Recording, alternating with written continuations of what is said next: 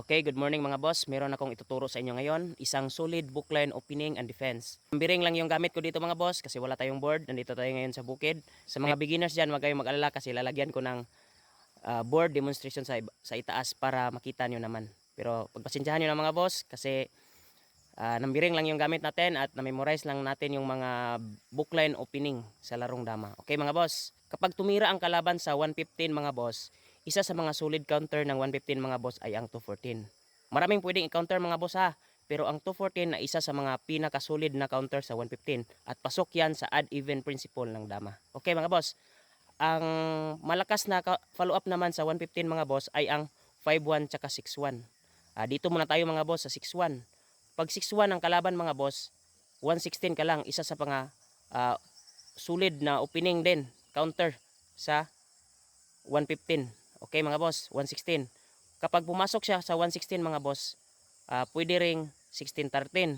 Bookline din yan mga boss. Pero dito tayo ngayon sa 6-2 mga boss. Okay. Pag 6-2 mga boss, tatabi yung kalaban sa 16-13. Magpapakain ka ngayon dito sa 16-14. Kain siya mga boss, 3-15. Kain ka rin 2-6. Kain din siya 10-2. Sa ganyang posisyon mga boss, ang ititira mo ay 4-16.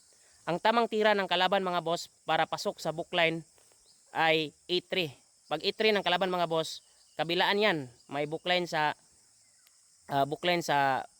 first move at bookline din sa second move. Yan ang tamang tira mga boss sa 8-3. Yan ang tablahan. Pero paano kung nagkamali ang kalaban mga boss, tumira ng 7-3? Sa pagtira ng 7-3 mga boss ay malulugi na siya. Paano? Magpapakain ka. So kakain ng dalawa ang kalaban, 13-15. Tapos sayang ka dito sa 16-13 mga boss. Pagkain niya sa 15-3, kain ka ng tatlo. Kahit tumira pa siya ng 5-1, pagkain mo, lugi na siya ng isa. Winning position ka na dyan mga boss. Yun lamang sa mga beginners, dapat alam nyo ang posisyon na yon. Okay mga boss, thank you.